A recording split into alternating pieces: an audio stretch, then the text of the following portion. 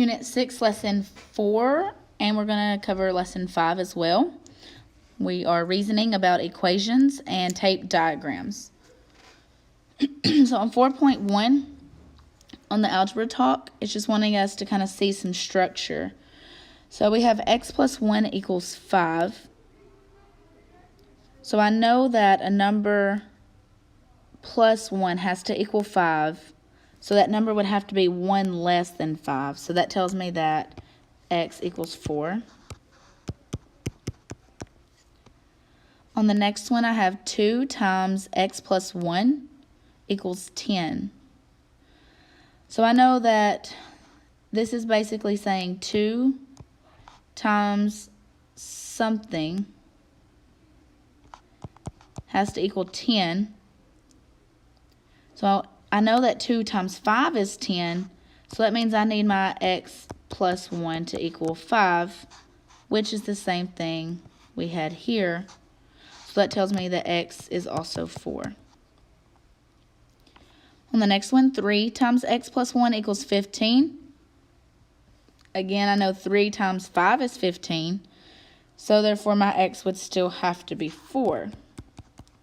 But what if I switch it to subtraction? So now I have 2 times something equals 10. Well, I still know that 2 times 5 is 10. Therefore, I need my x minus 1 to equal 5. Now that I'm subtracting 1 and need 5, then I know it needs to be 1 more than 5. So that tells me that x equals 6. So they're the same equations except for subtraction instead of addition, which means my x variable will be a different number. So going back to lesson 4, we look at 4.2. So it wants us to draw a tape diagram to represent each situation and decide what to represent with a variable. So on number 1, it says Diego has 7 packs of markers. Each pack has X markers in it. After Lynn gives him 9 more markers, he has a total of 30 markers. So I know I'm going to need a rectangle. And my total is going to be 30 markers. So now I have to figure out what all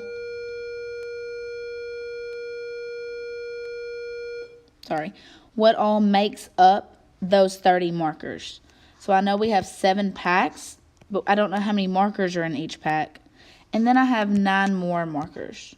So that's not a pack, it's just 9 additional markers. So I have 7 packs that each have X markers. 3, 4, 5, 6, 7. So those 7 X's represent my 7 packs of markers with an unknown amount of markers in each pack. But then I know I get an additional 9 markers. So that basically tells me how I need to draw my diagram. So I know I need 1 box of 9 additional markers. And since these other 7 represent this same number, those need to be equal sized.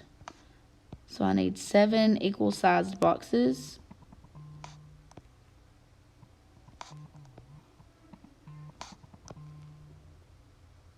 Three, 4, 5, 6. And then we can scoot this one over a tad. Okay, so then I have 1 pack of X markers, 2, 3, 4, 5, 6, 7. So now I've represented my 7 packs of markers with an unknown amount in each pack, plus the 9 additional markers that I was given. And that gives me a total of 30 markers. So what would be a simple way to write my equation for this diagram? So we know we have 7 each of X, so 7 groups of X. So that would be 7 times X plus an additional 9 markers. So that's 7 times x plus 9 equals 30. Okay, on number 2, Elena is cutting a 30-foot piece of ribbon for a craft project. She cuts off 7 feet and then cuts the remaining piece into 9 equal lengths of x feet each. So we need a rectangle for our ribbon. We know it has a total length of 30 feet. We know she cuts 7 feet off, and then she has 9 equal lengths. So I need 1 box of 7.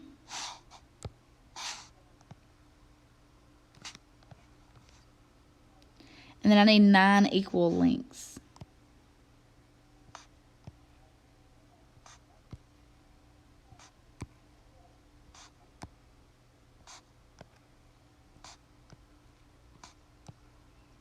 So those are not quite equal, but...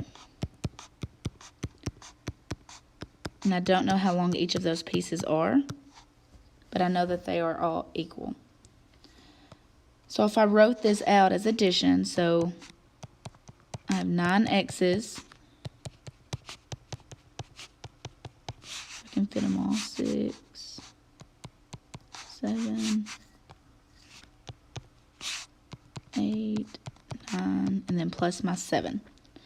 So I know that if I'm repeatedly adding the same thing over and over, I can just multiply.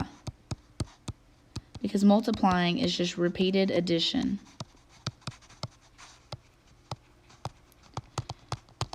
So since I'm adding x 9 times, that means I can just multiply x by 9. So 9 times x. But then I have an additional 7, and I'm not repeatedly adding 7. It's just a one-time add. So 9x plus 7, and I know that has to equal 30 total feet. So that would be my equation for this problem. Okay, I'm going to skip to number 5.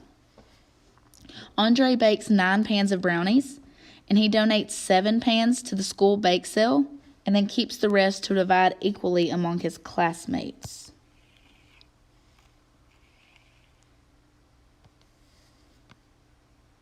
Okay, so we're working with pans of brownies. He has 9 total. So 9 total pans. But he donates 7 of those pans to the school bake sale. So that leaves him with 2 pans. Now with those 2 pans, he has to divide those equally among his classmates. So that's going to tell me that each student will get an X amount of brownies. So that's brownies per student. So if I split those 2 pans equally for 30 students, that means I need 30 equal pieces. Which that one's going to be hard to do. 3, 4...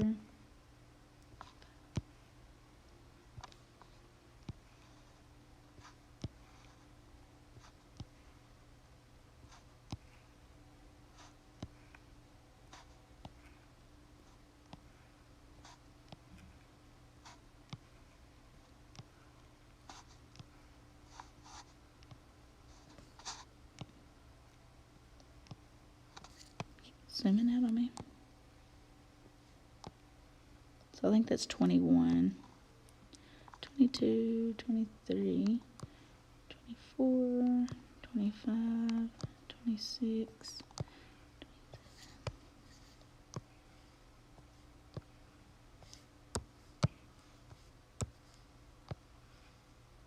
Okay, so that should be 30 sections. And then each one would have an X inside. So 1, 2, 3, 4, 5, 6, 7, 8, 9, 10, 11, 12, 13, 14, 15, 16, 17, 18, 19, 20, 21, 22, 23, 25, 26, 27, 28, 29, and we were missing 1. 30. Okay, so now I have 30, not quite equal, but we're going to pretend those are divided equally among the 30 students. So typically, I would want this one box of 7 to take up the majority of the rectangle because the whole rectangle represents 9. And so since 7 stops here, that doesn't adequately show the situation because 7 should take up the majority of it since there's only 2 pans that was divided equally.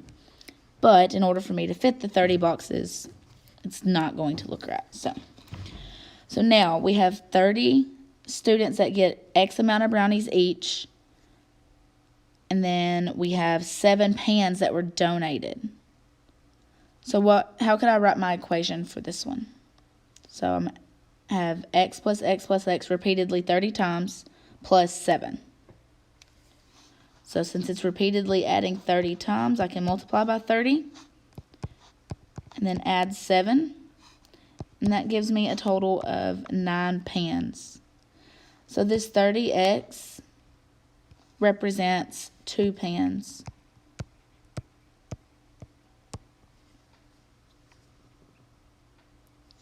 Okay, let's look at lesson 5 on its diagrams because they are similar but different. So on 5.2, same thing, we're drawing a tape diagram for each situation. So on number 1, it says each of 5 gift bags contain an unknown number of pencils represented by X. Tyler adds 3 more pencils to each bag. Altogether, the gift bags contain 20 pencils. So again, I need my rectangle for my diagram. I know altogether it must equal 20 pencils. So I have to figure out how many boxes I need in my rectangle. I know that there are 5 gift bags, and then Tyler's adding pencils to each bag. So it doesn't seem like there should be any other boxes besides for the gift bags. And since those gift bags are all getting the same amount, then I need those to be 5 equal boxes.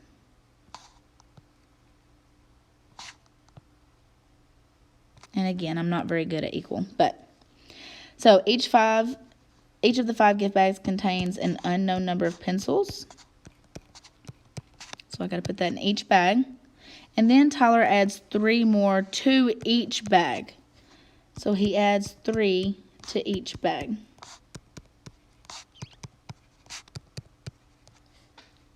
And then altogether we have 20 total pencils. So if I wrote this out, I would have X plus 3 plus X plus 3 plus X plus 3 and so on and so forth 5 times. And since I'm repeatedly adding that, so I have X plus 3 and I'm adding that 5 different times because I have 5 groups of that. So I could also write that as 5 times X plus 3, and I know that it has to equal 20. Okay, on number 2, it says Noah drew an equilateral triangle with sides of a length of 5 inches. He wants to increase the length of each side by an unknown amount of inches so that the triangle is still equilateral and it has a perimeter of 20 inches. So again, I need my rectangle. I know that the total perimeter needs to be 20 inches. And I know I have a triangle that's equilateral, so that tells me all 3 sides are going to be the same. So then I only need 3 equal pieces. Now, for each of those sides, so each box represents a side of the triangle, I know that they are each 5 inches long. But then I know that he increases each side by X inches. So he adds X inches to each side. And once he does that, they're still equilateral, which I know because the same thing is representing each side of my triangle. And now I have a total perimeter of 20. So So I have 5 plus x, 5 plus x, 5 plus x. I'm adding that 3 times. Or you could see that you have 3 groups of 5 plus x, and those 3 groups equal 20. So that would be your equation for that one.